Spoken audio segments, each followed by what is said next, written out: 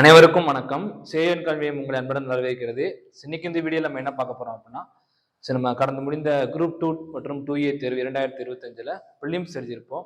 So அந்த ப்ரிலிம்ஸ்ல இருந்து எவ்வளவு பேர் மெயின்ஸ்க்கு எடுக்க போறாங்க, அதுக்குரிய கட் ஆஃப் என்னவாக இருக்கலாம், அடுத்து நம்ம மெயின்ஸுக்கு செலக்ட் ஆகக்கூடிய ஸ்டேஜில் இருக்கிற அந்த மெயின்ஸ் நம்ம எப்படி எழுதலாம், புதுசாக இப்போ நமக்கு வேகன்சி கூட்டியிருந்தாங்க, லைவ் ஸ்டாக் இன்ஸ்பெக்டர் அப்படின்னு சொல்லி ஒரு போஸ்ட்டுக்கு 439 வேகன்சி கூட்டியிருந்தாங்க. ஸோ அந்த போஸ்ட்டுக்கு யார் யாரும் எலிஜிபிள், அந்த போஸ்ட்டுக்கு எப்படி ரிசல்ட் வரும் அப்படின்னு சொல்லி இந்த வீடியோ நம்ம பார்க்கலாம். ஸோ இப்போ டிஎன்பிசி குரூப் 2 2A 2025. ஸோ நான் கடந்த ஆண்டு 2024 நடந்த டிஎன்பிசி குரூப் 2 2A தேர்வில் 2 மற்றும் 2A ரெண்டு எக்ஸாம் எழுதினேன். ஸோ அதில் 2Aல செலக்ட் ஆகி ஸ்கூல் எஜுகேஷன் டிபார்ட்மெண்ட் ஒர்க் பண்ணுறேன். ஸோ இப்போ நான் எப்படி 2Aக்கு ப்ரிப்பேர் பண்ணினோம் அந்த ஸ்ட்ராட்டஜிலாம் நான் சொல்கிறேன். ஸோ இது போக அடுத்து யூனிட் வைஸாக இண்டிவிஜுவலாக எங்கெங்கே படிக்கலாம் அப்படின்னு சொல்லி தனியாக நம்ம ஒரு வீடியோவில் பார்ப்போம். ஸோ இப்போ ஓவராலாக பார்ப்போம். ஸோ இப்போ குரூப் 2 2A 2025 கட் ஆஃப் என்னவா இருக்கலாம்னா, ஃபர்ஸ்ட் நம்ம வேகன்சி எவ்வளவு பேர் எடுக்கிறாங்க அப்படின்னு சொல்லி பார்க்கலாம். ஸோ அப்போ குரூப் 2 வேகன்சி நமக்கு மொத்தம் 82 வேகன்சி இருக்கு. as per அடண்டம் 11A. கடைசியா வந்து அடண்டம் நமக்கு 11A வந்திருக்கு. அதை பேஸ் பண்ணி நமக்கு 82 வேகன்சி இருக்கு. அப்போ 1:10 ரேஷியோல எடுப்பாங்க. இப்போ 820 பேரு குரூப் 2க்கு செலக்ட் ஆவாங்க. 2A வேகன்சி 1188 இருக்கு. அதுக்கு 1:10 போட்டோம்னா 11,880 பேரு. ஸோ அப்போ 2Aக்கு செலக்ட் ஆவாங்க. அப்போ 11,880 பேர் 2Aக்கு செலக்ட் ஆகுறாங்க. அப்ராக்சிமேட்டா இது ஏதாச்சும் ரவுண்ட் அப் வேல்யூல ரிசர்வேஷன் பாலிசிஸ் இருக்கு. அந்த ரிசர்வேஷன் பாலிசிஸ் அப்ளை பண்ணல இந்த வேல்யூல பிளஸ் ஆர் மைனஸ் கண்டிப்பா இருக்கும். மேக்ஸிமம் பிளஸ் இருக்கதான் வாய்ப்பு இருக்கு. அது ரிசர்வேஷன் பாலிசிஸ் டிஎன்பிசி ஃபாலோ பண்ணி கொடுப்பாங்க. பட் கண்டிப்பா இந்த ரேஞ்சில் தான் இருக்கும். நமக்கு தோராயமா ஒரு 12K வச்சுக்கோங்களேன். ஸோ அப்ப இந்த 820 பேர் இதுக்குள்ளயும் இருப்பாங்க. மொத்தம் இந்த 11,880 பேரு 2வும் எழுதலாம் 2Aவும் எழுதலாம். சரி, அடுத்து 2A கட் ஆஃப் என்னவா இருக்கலாம். பிசி எம்பிசி கேண்டிடேட்டா நீங்க இருக்கக்கூடிய பட்சத்துல 145 பிளஸ் அப்படிங்கிறது சேஃப் ஜோனா இருக்கலாம். இப்ப இருக்கிற வேகன்சிக்கு மேபி 143 to 145 கூட கட் ஆஃபா இருக்கலாம். இப்ப இருக்கிற நமக்கு டென்டேட்டிவ் கீ பேஸ் பண்ணி இருக்கக்கூடியதுல இந்த அளவுக்கு நீங்க எடுத்திருந்தீங்கன்னா நீங்க ஒரு சேஃப் ஜோன்ல இருக்கலாம். எஸ்சி எஸ்டியா இருந்தீங்கன்னா -2 or 3 சேஃப் ஜோனா இருக்கலாம். நம்ம சேஃப் ஜோன் தான் சொல்ல முடியும், அக்யூரேட்டா கட் ஆஃப் அப்படிங்கிறது சொல்ல முடியாது. கடந்த 2024 குரூப் 2 எக்ஸாமுக்கு நம்ம கட் ஆஃப் அப்படிங்கிறது அப்ப டென்டேட்டிவா ஒரு 149 இருக்கிறவங்களுக்குலாம் கிளியர் ஆயிடுச்சு. ஸோ அப்போ அவங்க எல்லாம் படிக்க ஆரம்பிச்சாங்க. அது முன்னாடி கெஸ் பண்ண அளவுக்கு இருந்துச்சு. அந்த மாதிரி தான் இருக்கும். இப்ப நமக்கு ரிசல்ட் வந்தாதான் போன வருடம் அக்யூரேட்டா எவ்வளவு கட் ஆஃப் வந்துச்சு அப்படின்னு சொல்லி நம்ம சொல்ல முடியும். ஸோ போன வருஷத்தோட ப்ரிலிம்ஸ் ரிசல்ட் இன்னும் டிஎன்பிசி ரிலீஸ் பண்ணல. இந்த ரேஞ்சில் இருக்கவங்க படிக்க ஆரம்பிச்சிருங்க. நிறைய பேர் என்ன பண்றீங்கன்னா, நமக்கு வருமா வருமா வருமா அப்படிங்கிறதுலயே படிக்காம விட்டுரும். இன்னும் நல்லா பார்த்தா நமக்கு இப்ப ஆல்மோஸ்ட் நவம்பர் 2 வந்துட்டோம். டிசம்பர், ஜனவரி, பிப்ரவரி தான் நல்லா பார்த்தா நமக்கு 3 மாசம் தான் இருக்கு. ஸோ இந்த 3 மாதத்துக்குள்ள கண்டிப்பா இதுக்கு படிக்கிறதுக்கு நேரம் ரொம்ப குறைவு தான். ஸோ இப்ப இருந்தே படிக்க ஆரம்பிச்சிருங்க. இன்கேஸ் உங்களுக்கு வருது கிளியர் ஆகுது செகண்ட், இப்போ வந்தாலும் வரலனாலும் நமக்கு இதுல காமன் பேப்பர்ஸ் தான் இருக்கு. நமக்கும் குரூப் 4க்கும் இப்போ எப்படி இப்போ வரலன்னா குரூப் 4 படிக்க போறீங்க. ஸோ பாலிட்டி அடுத்து படிக்கலாம். யூனிட் 6ல உள்ள சில டாபிக்ஸ்ல இங்க இருக்கும். ஸோ அந்த மாதிரி காமன் டாபிக்ஸ் நீங்க படிக்கலாம். ஸோ இப்போ இது ஒரு சேஃப் ஜோனா தான் நம்ம பார்க்குறோம். சரி, அடுத்து நம்ம சிலபஸ் பார்ப்போம். ஸோ ஒருங்கிணைந்த குடிமை பணிகள் முதன்மை தேர்வு நமக்கு தொகுதி 2A பணிகள் 2A மெயின்ஸ் நம்ம எப்படி அப்ரோச் பண்ணலாம் பார்க்க போறோம். ஸோ இப்போ லாஸ்ட் இயர் 2024 ஹிஸ்டரி நம்ம எடுத்து பார்த்தோம்னா 2024ல இந்த 2A பேப்பர் எப்படி நடந்துச்சுன்னா, ஜிஎஸ் 100 கொஸ்டின்ஸும் ரீசனிங் 40 கொஸ்டின்ஸும் லாங்குவேஜ் ஜெனரல் தமிழோ ஆர் ஜெனரல் இங்கிலீஷ் 60 கொஸ்டின்ஸ் இந்த பேட்டர்ன் நடந்துச்சு. இந்த வருஷம் நமக்கு பேட்டர்ன் சேஞ்ச் பண்ணியிருக்காங்க. 2025ல இந்த பேட்டர்ன் என்னவா இருக்குன்னா, general studies 150 questions, reasoning 50 questions. இந்த பேட்டர்ன் தான் நமக்கு இப்ப எக்ஸாம் நடக்க போகுது. ஸோ அப்போ ஜெனரல் ஸ்டடீஸ்ல ஃபர்ஸ்ட் யூனிட் பார்த்தோம்னா, நவீன தமிழ்நாட்டின் வரலாறு, தமிழ் சமூகமும் பண்பாடும் தொன்மையும். சரி, நீங்க இந்த எல்லா யூனிட்ஸ்குள்ளேயும் 2 யூனிட் கவர் ஆகும். அது நம்ம தெளிவா பார்க்கணும். இப்போ ஃபர்ஸ்ட் பார்த்தோம் நவீன தமிழ்நாட்டின் வரலாறு ஒரு யூனிட் எடுத்துக்கலாம். தமிழ் சமூகம் பண்பாடும் தொன்மையும் யூனிட்டா இருக்கலாம். 30 கேள்விகள் ரொம்ப ரொம்ப முக்கியமான யூனிட் இந்த யூனிட் தான். ஸோ அப்ப இந்த நவீன தமிழ்நாட்டின் வரலாறு நம்ம பார்க்கல ஐரோப்பியர்களின் வருகையிலிருந்து வெள்ளையனே வெளியேறு இயக்கம் வரைக்கும் இந்த நவீன தமிழ்நாட்டின் வரலாறுக்குள்ள கொண்டு வரலாம். ஸோ அடுத்து நம்ம தமிழ் சமூகமும் பண்பாடும் தொன்மையும். இது நம்ம ஆல்ரெடி படிக்கக்கூடிய யூனிட் 6. இப்ப பிரிலிம்ஸுக்கு யூனிட் 6 படிச்சிருப்போம்ல. ஸோ அதே போர்ஷன் தான் நமக்கு அங்க திரும்பி வரும். இப்ப இதுக்கு என்னென்ன சோர்ஸ் படிக்கலாம் அப்படின்னு சொல்லி பார்த்தோம்னா, இந்த நவீன தமிழ்நாட்டின் வரலாறுக்கு ஐயா வெங்கடேசன் புத்தகம் இருக்கு, நீங்க அது வாங்கி படிக்கலாம். இது இப்ப லேட்டஸ்ட் எடிஷன், தமிழ்நாடு வரலாறும் பண்பாடும் நவீன காலம் தற்காலம் லேட்டஸ்ட் எடிஷன் போட்டிருக்காங்க. இதே சில பேர் ஓல்டு ஆஸ்பிரன்ஸா இருந்தீங்கன்னா இந்த புக் வச்சிருப்பீங்க, பச்சை கலர் புக் வச்சிருப்பீங்க. எதுனாலும் படிக்கலாம், இந்த பச்சை கலர் புக்கு படிச்சாலும் தவறு இல்லை, படிச்சுக்கலாம். இதுல என்னென்ன அப்டேட்ஸோ அது மட்டும் பார்த்து நோட் பண்ணிக்கோங்க. இந்த புக்கு வச்சுருந்தா இதை படிங்க, இதை வாங்கி பணம் வேஸ்ட் பண்ண அந்த மாதிரி அவசியம் இல்லை. என்னென்ன அப்டேட்ஸ் இருக்கோ அதை மட்டும் பார்த்துக்கோங்க. ஃப்ரெண்ட்ஸ் யாராவது வச்சாங்களா டெலகிராம்ல பிடிஎஃப் கிடைக்கலாம். ஸோ அதுல என்னென்ன அப்டேட்ஸ் மட்டும் பார்த்துக்கோங்க. ஸோ அப்ப இந்த யூனிட்க்கு நம்ம கண்டிப்பா இந்த புக் நமக்கு வேணும். இந்த புக் இருந்தா மட்டும்தான் படிக்க முடியும். ஏன்னா லாஸ்ட் டைம் இந்த புக்ல இருந்து 2 கேள்விகள் வரைக்கும் நம்ம கேட்டிருந்தாங்க. ஸோ அப்ப நவீன தமிழ்நாட்டின் வரலாறுக்கு இந்த புத்தகம் வாங்கிக்கணும். ஸோ இது போக school புக்ஸ்லயுமே 8th 10th 11th 12th இது ரிலேட்டட் டேட்டாஸ் இருக்கு, நம்ம அதுக்கெல்லாம் படிக்கணும். அடுத்து தமிழ்நாடு குறித்த பார்வையுடன் மாநில நிர்வாகம். இதை நம்ம இரண்டாவது பிரிக்கலாம். ஒன்னு இதுல பாலிட்டி இருக்கு, நம்ம பிலிம்ஸ்க்கு படிச்ச பாலிட்டி இருக்கு. சோ அது எந்த அளவுக்கு இருக்கு அப்படின்னா,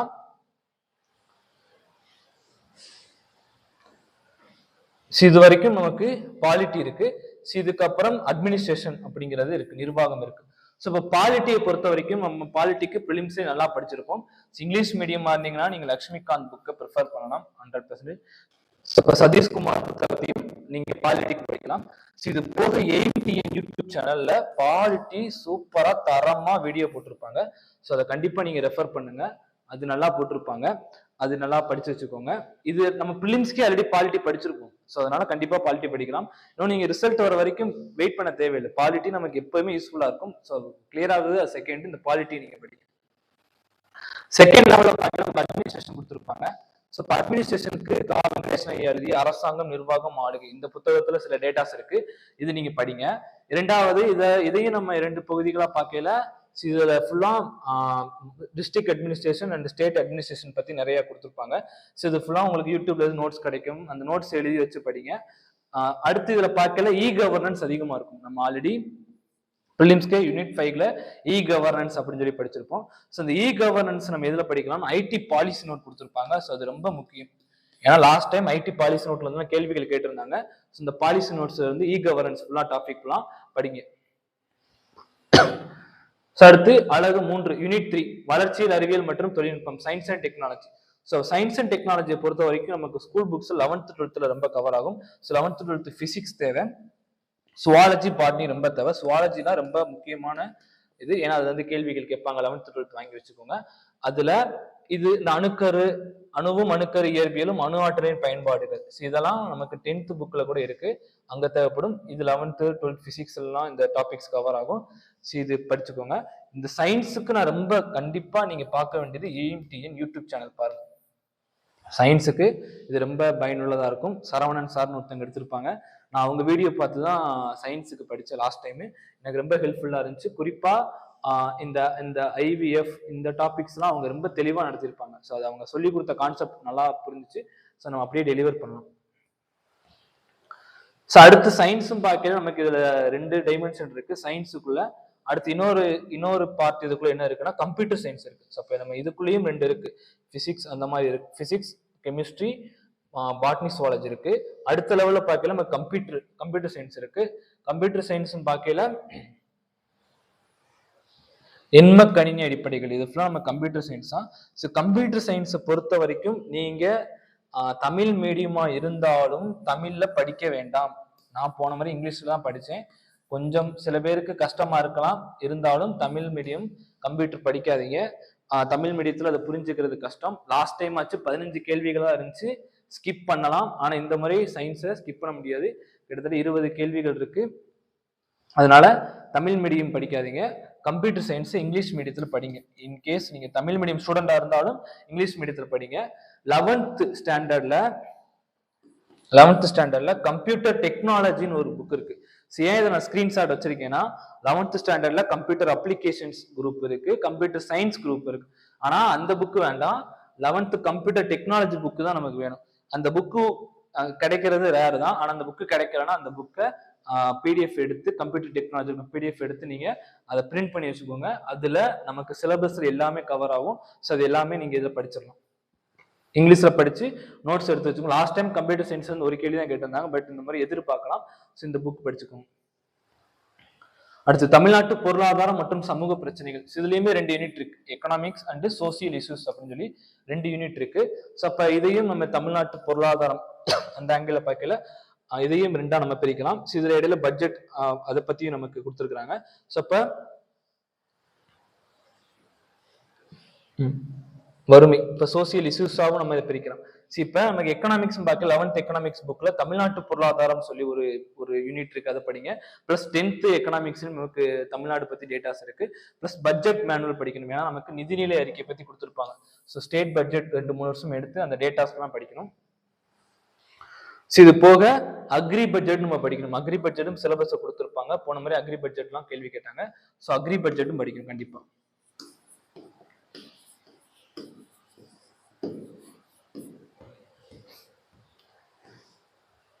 அடுத்து 11th ஸ்டாண்டர்ட்ல வேளாண் அறிவியல் ஒரு புக் இருக்கும். ஸோ அந்த புக்கு படிக்கணும், ஏன்னா நமக்கு தமிழ்நாட்டு பொருளாதாரத்துல வேளாண் அந்த டாபிக் வரும். வேளாண்மை, தொழில்துறை, சேவைத்துறை, வேளாண், முக்கிய உணவு பெயர்கள், உணவு தானியங்கள், பணப்பெயர்கள் அப்படின்னு சொல்லி தமிழ்நாட்டில் என்னென்ன இருக்கும். ஸோ அந்த 11th உள்ள வேளாண் அறிவியல் அந்த புக்கும் படிக்கணும். சரி, அடுத்து சோசியல் இஷ்யூஸ்.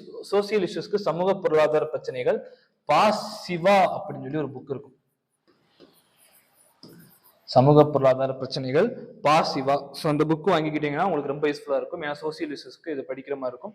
ஸோ அப்புறம் ஒரு சந்தேகம், இந்த 2A மெயின்ஸை பொறுத்து சந்தேகம் என்ன வரும்னா, நீங்க 2 சிலபஸும் 2A சிலபஸ் எடுத்து பாத்தீங்கன்னா 2 சிலபஸ்ல இந்தியா ரிலேட்டடா எல்லாமே கொடுத்துருப்பாங்க, with special reference to Tamil Nadu போட்டிருப்பாங்க. ஆனால் 2A syllabus main focus to Tamil Nadu தான், இருந்தாலும் இந்தியா ரிலேட்டடா டேட்டாஸ் கேட்கும். இப்ப சமூக பிரச்சனைகள் ஸ்கீம்ஸ் ஃபுல்லா தமிழ்நாடு ஸ்கீம்ஸ் மட்டும் தான் படிக்கிறேன், இந்தியா ஸ்கீம்ஸ் எனக்கு தேவையில்லை, சிலபஸ்ல தமிழ்நாடு சமூக பிரச்சனைகள் அந்த மாதிரி நமக்கு இருக்கு அப்படின்னு எடுத்துக்க முடியாது. ஏன் அப்படின்னா போன முறை சென்ட்ரல் கவர்மெண்ட் ஸ்கீம்ஸும் நிறைய கேட்டிருந்தாங்க. ஸோ அதனால இந்த பாசிவா புக்ல எல்லா டாபிக்ஸும் கவர் பண்ணி ஸ்கீம்ஸ் போட்டிருப்பாங்க. ஸோ அந்த பாசிவா புக் கண்டிப்பா யூஸ்ஃபுல்லா இருக்கும். ஸோ அதை வாங்கி படிங்க. அடுத்து தமிழ்நாட்டு புவியியல், சுற்றுச்சூழல், பல்லுயிர் மற்றும் பேரிடர் மேலாண்மை. இதுல இருந்து 25 கேள்விகள் கேட்காங்க. ஸோ அப்போ இது நமக்கு 10th ஜாகிரபி புக்லேயே கவர் ஆகும். ஜாகிரபி பொறுத்த வரைக்கும் நமக்கு 10th ஜாகிரபி புக்ல 2 லெசன்ஸ் இருக்கும். ஸ்கூல் புக்ல 10th ஜாகிரபியில தமிழ்நாடு ரிலேட்டடா 2 லெசன்ஸ் இருக்கும். அதான் அந்த லெசன்ஸ் எல்லாம் படிங்க. அடுத்து 11th ஜாகிரபி இந்த SDG கோல்ஸ் பத்தி கொடுத்துருப்பாங்க. இதுல ஸோ நம்ம ஜாகிரபியும் பார்க்கல, இது ஃபுல்லாம் ஜாகிரபியில கவர் ஆயிருது. ஸோ அடுத்து பார்க்கல இந்த பல்லுயிர் மற்றும் பாதுகாப்பு, இதுவும் நமக்கு 11th ஜாகிரபியில ஒரு லெசன் இருக்கும். பிளஸ் 12th சுவாலஜி புக்லயும் ஒரு லெசன் இருக்கு. ஸோ இது போக நமக்கு இந்த சஸ்டைனபிள் டெவலப்மெண்ட் கோல்ஸ் பத்தி இதுல SDG கோல்ஸ் பத்தி கொடுத்துருப்பாங்க. ஸோ அந்த SDG கோல்ஸ் நிலையான வளர்ச்சி இலக்குகள். இது 11th ஜாகிரபியில பேணத்தகுந்த மேம்பாடுன்னு ஒரு லெசன் இருக்கும். அந்த லெசன் முக்கியம். ஸ்கூல் புக் ஓரியன்டா சில நேரம் கொஸ்டின்ஸ் எடுக்கையில அதுல இருந்து கூட போன முறை ஒரு கேள்வி கேட்டிருந்தாங்க. ஸோ அது படிங்க. ஸோ அடுத்து பார்க்கல நமக்கு டிசாஸ்டர் மெயினா கொடுத்துருப்பாங்க. டிசாஸ்டர் இருந்து கண்டிப்பா கேள்வி கேட்பாங்க. ஸோ இப்போ டிசாஸ்டருக்கு நீங்க எது ரெஃபர் பண்ணலாம் அப்படின்னா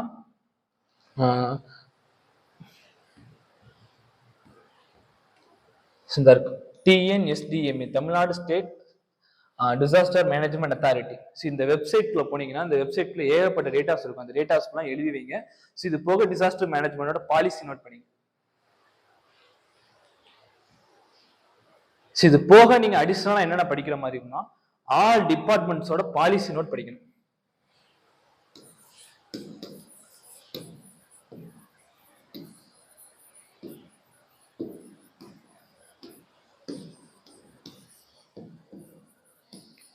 ஆல் டிபார்ட்மெண்டோட பாலிசி நோட்ஸ் படிக்கணும் வித் ரெஃபரன்ஸ் டு சிலபஸ். சிலபஸ்ல நமக்கு எங்கெங்க கவர் ஆகுதோ அந்தந்த பாலிசி நோட்ஸ் மட்டும் படிச்சா போதும்.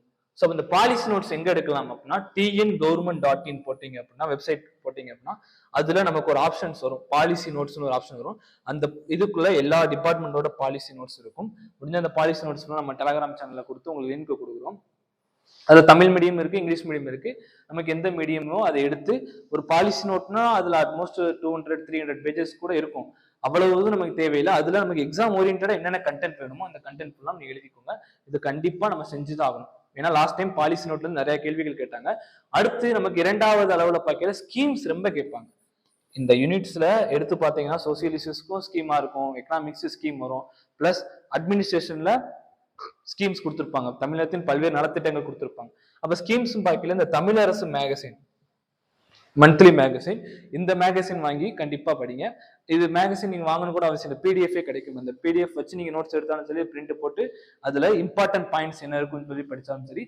லாஸ்ட் டைம் இதுல இருந்து அப்படியே கேள்வி கேட்டிருந்தாங்க, தமிழரசு மேகசின் அப்படியே கேள்வி கேட்டிருந்தாங்க. ஸோ இதெல்லாம் நீங்க ப்ரிலிம்ஸ் முடிச்சு மெயின்ஸ் போறதுக்கு கண்டிப்பா இந்த சோர்ஸ் எல்லாம் உங்களுக்கு பயனரியா இருக்கும். அதாவது முதல் நிலையில இப்பதான் படிக்க ஸ்டார்ட் பண்றீங்கன்னா இந்த சோர்ஸ் எல்லாம் படிங்க. ரொம்ப டெப்தா போய் நிறைய தேடி தேடி தேடி தேடி படிக்கணும் அந்த மாதிரி ஒரு அவசியம் இல்லை. இருக்கிற சோர்சஸ் லிமிட்டட் சோர்ஸ் பண்ணிட்டு, சோர்ஸ் ரொம்ப தேடாம நீங்களே ஒரு வரையறைக்குள்ள வந்துருங்க. லிமிட்டடா சோர்ஸ் வச்சுட்டு அடுத்து அதுக்குள்ள போய் படிக்க ஆரம்பிங்க. படிச்சுட்டு முடிஞ்சா எங்கேயாச்சும் ஒரு டெஸ்ட் பேட்ச் போட்டு அந்த டெஸ்ட் பேட்ச்ல நீங்க அதை டெஸ்ட் பேட்ச் நீங்க ஃபாலோ பண்ணி இதையும் படிச்சீங்கன்னா நல்லா இருக்கும். முடிஞ்ச அளவுக்கு நோட்ஸ் நிறைய நீங்களா மேக் பண்ணி படிங்க, அது ரொம்ப ஹெல்ப்ஃபுல்லா இருக்கும். ஷார்ட் நோட்ஸா மேக் பண்ணி இது பண்ணி வச்சிட்டீங்கன்னா கடைசி நேரத்தில் நமக்கு ரொம்ப ஹெல்ப்ஃபுல்லா இருக்கும். அப்படிதான் இந்த பேப்பரை நம்ம அப்ரோச் பண்ண முடியும். இது போக நமக்கு 50 கொஸ்டின்ஸ் ரீசனிங் வந்து கேட்பாங்க. இது நமக்கு எல்லாருக்கும் தெரிஞ்சிருக்கும். RS அகர்வால் அந்த புத்தகத்துல இருந்து நீங்க அதை ப்ரிப்பேர் பண்ற மாதிரி இருக்கும். இது போக ஏதாச்சும் ஒரு யூடியூப் சேனல்ல ரெஃபர் பண்ணுங்க, வீடியோஸ் போட்டிருக்கலாம், அதை படிங்க. இது போக இந்த ரீசனிங் பார்ட்டை பொறுத்த வரைக்கும் நீங்க இப்ப நமக்கு எக்ஸாம் ஃபார் எக்ஸாம்பிள் போன முறை எக்ஸாம் வந்து February 8 நடந்துச்சு 2A mains. Result December 1st வீக்ல ரிசல்ட் போட்டாங்க. December 1st வீக்ல போட்டு February 8 ஆல்மோஸ்ட் போன முறையெல்லாம் 58 டேஸ் தான் இருந்துச்சு. போன முறை 58 டேஸா இருந்துச்சு. பட் இந்த முறை நமக்கு எக்ஸாம் எப்ப நடக்குதுன்னு தெரியல. சும்மா அந்த ஒரு பிரஸ் மீட்ல நம்ம சேர்மன் சார் பிரபாகரன் சார் சொல்லியிருந்தாங்க மார்ச்ல இருக்கலாம்னு சொல்லியிருந்தாங்க. பட் ரிசல்ட் அப்ப நமக்கு சொல்லிடுவாங்க. ஸோ அப்ப பிப்ரவரியில இருக்கலாம் அல்லது மார்ச்ல இருக்கலாம்.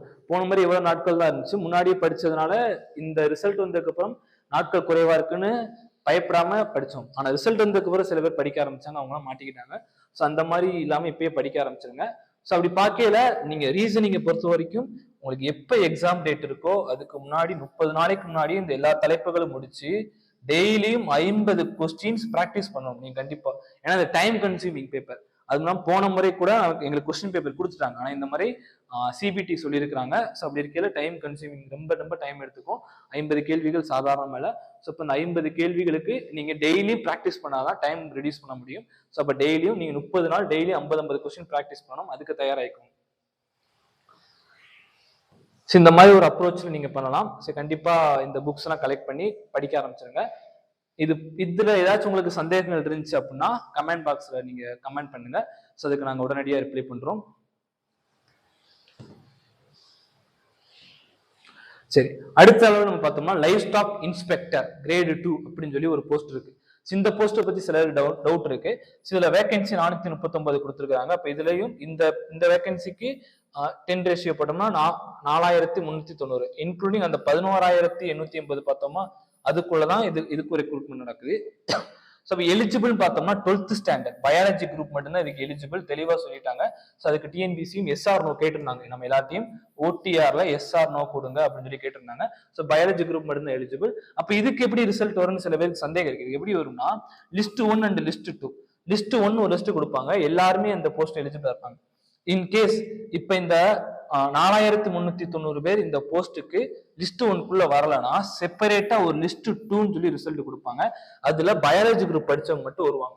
அப்ப இந்த லிஸ்ட் 2ன்னு ஒண்ணு கொடுத்து பயாலஜி குரூப் மட்டும் இருப்பாங்கல்ல, அவங்க இந்த போஸ்ட்டுக்கு மட்டும் எலிஜிபிளா இருப்பாங்க. ஃபார் எக்ஸாம்பிள் அவங்க மெயின்ஸ்ல நல்ல ஸ்கோர் எடுத்தாங்கன்னா இந்த போஸ்ட்டுக்கு மட்டும் கவுன்சிலிங் கூப்பிட்டு அவங்க எலிஜிபிளா இருப்பாங்க. ஸோ அப்படிதான் ரெக்ரூட் நடக்கும். லாஸ்ட் டைம் கூட ஃபாரஸ்ட் நடந்துச்சு. ஃபாரஸ்ட்டுக்கு லிஸ்ட் 1 அண்ட் லிஸ்ட் 2 கொடுத்தாங்க. ஏன்னா ஃபாரஸ்ட்டுக்கு science degree and engineering degree மட்டும் தான் எலிஜிபிள். ஸோ அந்த மாதிரி பண்ணாங்க. ஸோ இதுக்கும் அந்த மாதிரி தான் பண்றதுக்கு வாய்ப்புகள் அதிகமா இருக்கு. ஸோ யாராவது சந்தேகங்கள் இருந்தா கமெண்ட்ல பண்ணுங்க. அதுக்கு நம்ம கண்டிப்பா ரிப்ளை பண்ணுவோம். நன்றி.